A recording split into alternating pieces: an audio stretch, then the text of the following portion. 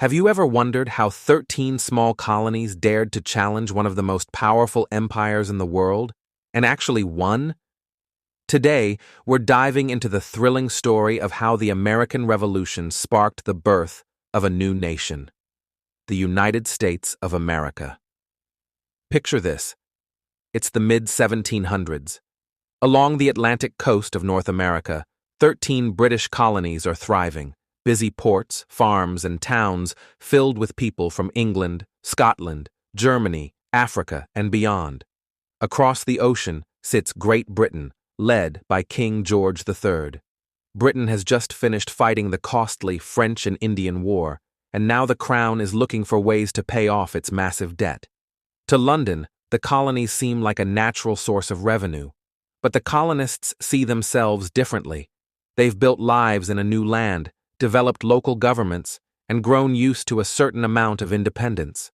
When Britain begins to tighten control and raise taxes, sparks of resistance start to fly. After the French and Indian War, Britain imposed a series of taxes and trade restrictions. The Sugar Act in 1764, the Stamp Act in 1765, and later the Townshend Acts in 1767. These measures were designed to make colonists contribute to imperial expenses. But the slogan that caught fire was, "No taxation without representation." Colonists argued that they had no voice in the British Parliament, so such taxes were unfair. Protests erupted. Merchants boycotted British goods. Groups like the Sons of Liberty organized resistance, while pamphleteers, most famously Samuel Adams, fanned the flames of dissent. The tension turned violent in 1770 when British soldiers opened fire on a crowd in Boston, killing 5 people in what became known as the Boston Massacre. 3 years later, the Boston Tea Party saw rebels dump chests of British tea into the harbor, enraged by the Tea Act.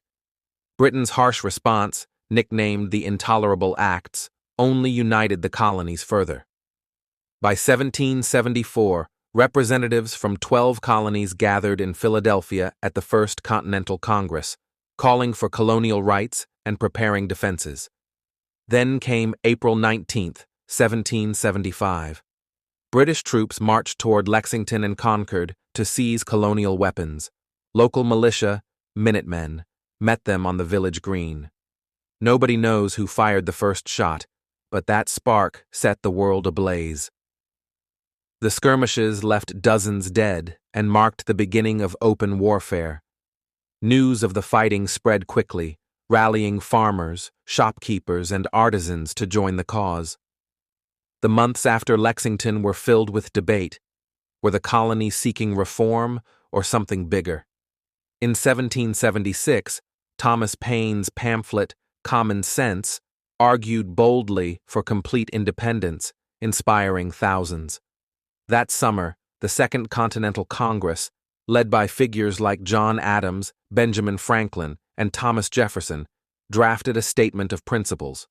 On July 4, 1776, they adopted the Declaration of Independence, announcing that the colonies were free states with unalienable rights, life, liberty, and the pursuit of happiness. It was a daring act of defiance, punishable by death if they failed. Winning independence was far from easy. Britain had seasoned troops, warships, and vast resources. The Continental Army, commanded by George Washington, struggled with shortages of supplies and training. Key moments shaped the conflict. The Battle of Bunker Hill in 1775 proved colonists could stand against British regulars. In December 1776, Washington's daring crossing of the Delaware River led to a surprise victory at Trenton, reviving morale.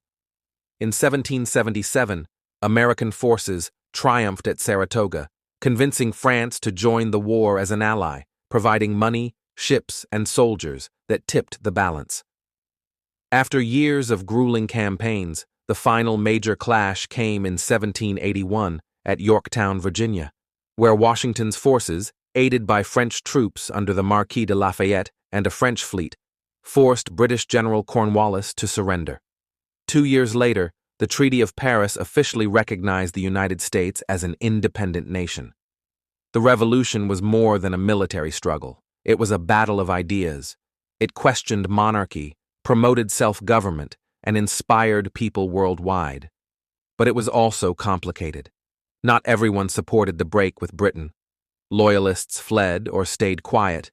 Native nations were caught in the crossfire, and the promise of liberty was uneven, especially for enslaved Africans and women whose full rights were still far away. Still, the revolution set a powerful precedent. Ordinary people could challenge tyranny and build a government based on representation and individual freedoms. Share your thoughts in the comments.